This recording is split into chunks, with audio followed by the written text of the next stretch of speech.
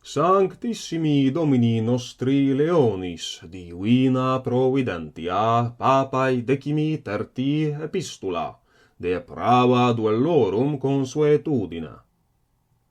Dilecto filio nostro Francisco de Paula, sanctae Romanae ecclesiae cardinali Schönborn, archiepiscopo Pragensi, venerabili fratri Filippo, archiepiscopo Coloniensi, ceterisque venerabilibus fratribus, archiepiscopis et episcopis, alisque locorum ordinaris in imperio Germanico et Austro-Hungarico, Leo Papa decimus tertius. Dilecte filii noster, venerabiles fratres, salutem et apostolicam benedictionem. Pastoralis officii conscientia et proximorum caritate per moti, datis ad nos superior anno litteris referendum censuistis de singularium certaminum quae duella vocant in populo vestro frequentia. Genus istud dimi candi velut ius moribus constitutum, non sine dolore significabatis etiam inter catholicos versari, rogabatis pariter ut de terrere homines abistius modi errore, vox quoque nostra conaretur. Est profecto erroriste admodum perniciosus, nec sane finibus circumscribitur civitatum vestrarum, sed excurrit multo latius, itaut huius expers contagionem ali vix ulla gens reperiatur. Quabrem collaudamus studium vestrum, et quam vis cognitum perspectum cusit, quid facin re philosophia Christiana, utique consentiente ratione naturali praescribat, tamen comprava duellorum consuetudo Christianorum praeceptorum oblivione maxime alatur, expediet atque utilerit, id ipsum per nos paucis revocari. Scilicet utraque divina lex, tum ea quae naturalis rationis lumina, tum quae litteris divino afflatu perscriptis promulgata est, districte vetant ne quis extra causam publicam hominem interimat aut vulneret, nisi salutis suae defendendae causa necessitate coactus. At qui ad privatum certamen provocant, vel oblatum suscipiunt, hoc agunt, huc animum vires quintendunt, nulla necessitat ad stricti, ut vitam eripiant, aut saltem vulnus inferant adversario. Utraque poro divina lex interdicit nequis temere vitam prohiciat suam, gravi et manifesto obiciens discrimini, cum id nulla offici aut caritatis magnanimae ratio suadeat. Haec autem caecat meritas vitae contemptrix plane inest in natura duelli.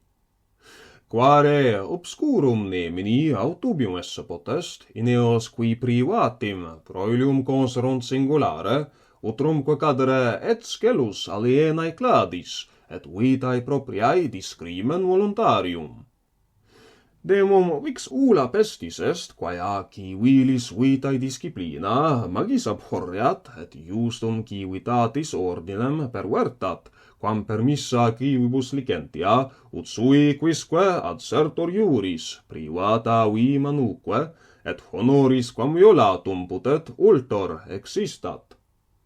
Obeas res ecclesia Dei, quae custos et vindex est, cum veritatis, tum justitiae et honestatis, quarum complexu publica pax et ordo continetur, nunquam non improbavit vehementer, et gravioribus quibus potuit poinis, reos privati certaminis quercendos curavit.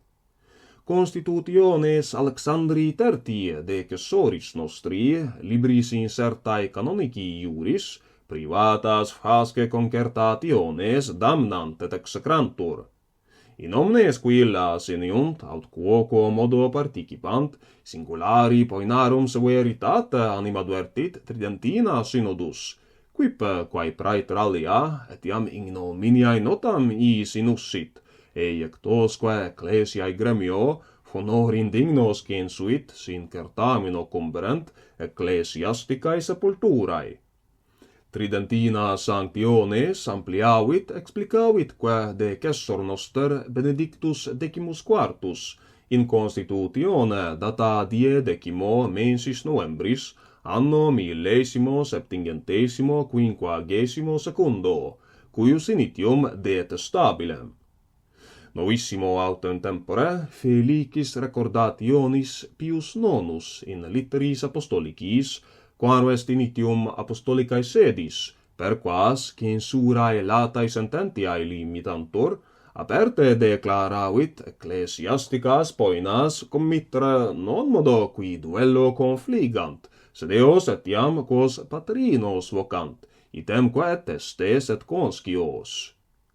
Quarum legum sapientia eo luculentius semicat, quo ineptiorae esse liquet, quae ad immanem duelli morem tuendum vel excusandum solent proferri.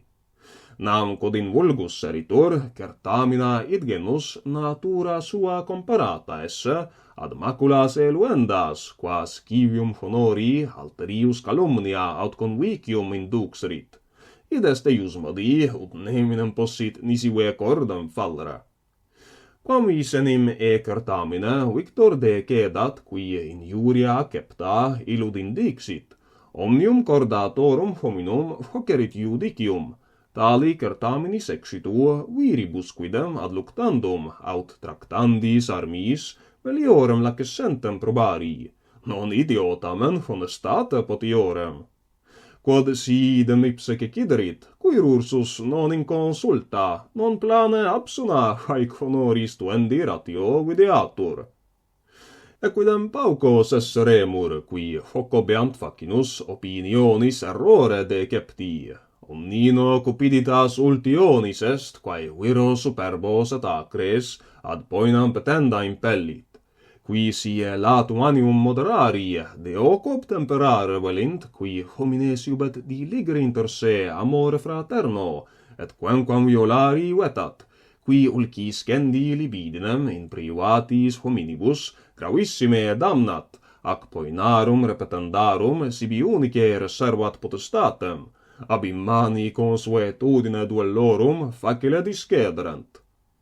Nequillis, qui oblatum certamen suscipiunt, iusta subpetit excusatio metus, quod timiant se vulgos egnes aberi si pugnande trectent.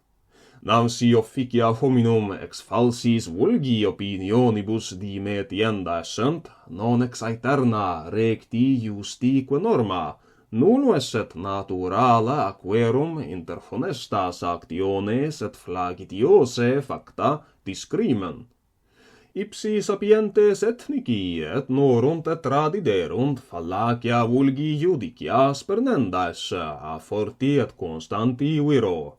Justus potius et sanctus timor est, qui avertit hominem ab iniqua caede, eumque facit de propria et fratrum salute sollicitum.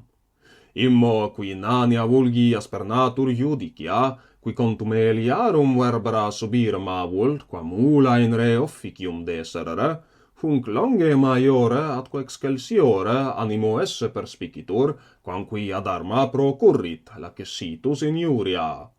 Qui netiam si recte di judicari velit, ille est unus in quo solida fortitudo eluciat, illa inquam fortitudo, quae virtus vere nominatur, et cui gloria comes est non fucata, non fallax.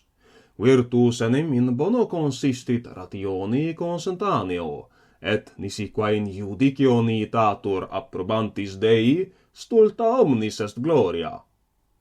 Tenique tam perspicua duelli turpitudo est, ut illud nostra etiam aetatis legum latores, taet si multorum suffragio patrocinioque fultum, auctoritate publica poenisque propositis quercendum duxerint.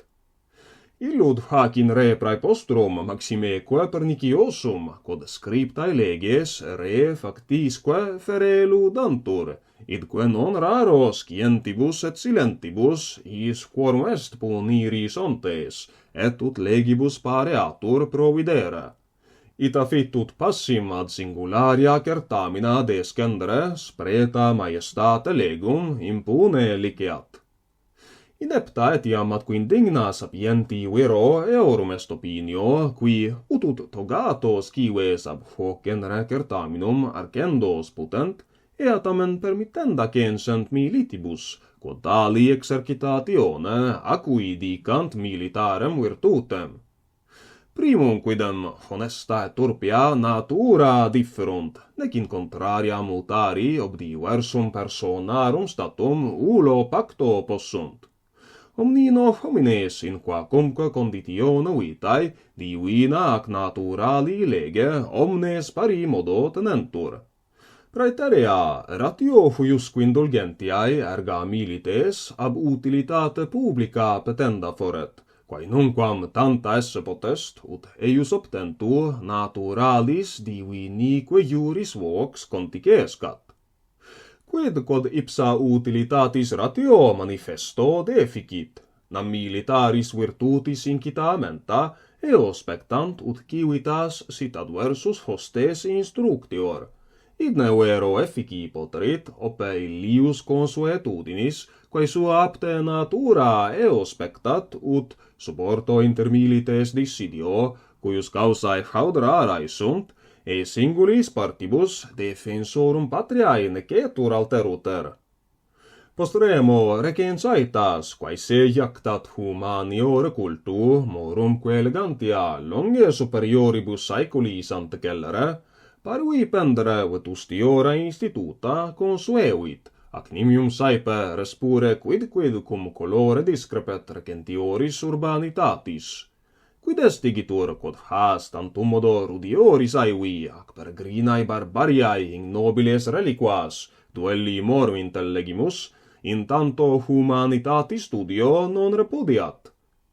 Dat operam nominatim ut iunes mature assuescant, ide duello sentire et judicare, quod consentiente naturali philosophia judicat accentit ecclesia, ab eoque judicio normam agendi constanter sumant. Immo quomodo alicubi receptum consuetudine est, ut catholici praesertim florentis aetatis, sibi sponte perpetuoque interdicant nomen dare societatibus non honestis, pari modo opportunum ducimus ac valde salutare, eosdem volut foedus inter se facere, data fide nullo se tempore, nullaque de causa, duello dimicaturos. Supplices a Deo petimus, ut communia conata nostra, virtute caelesti corroboret, quodque pro salute publica, pro integritate morum vitaeque Christianae volumus, id benigne largiatur. Divi norum vero munrum auspicem, itemque benevolentiae nostrae testem vobis venerabiles fratres apostolicam benedictionem peramanter in Domino impertimus.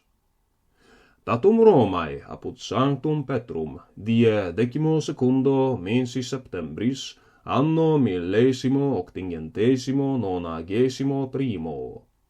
Pontificatus nostri anno 14. Leo, Papa 13.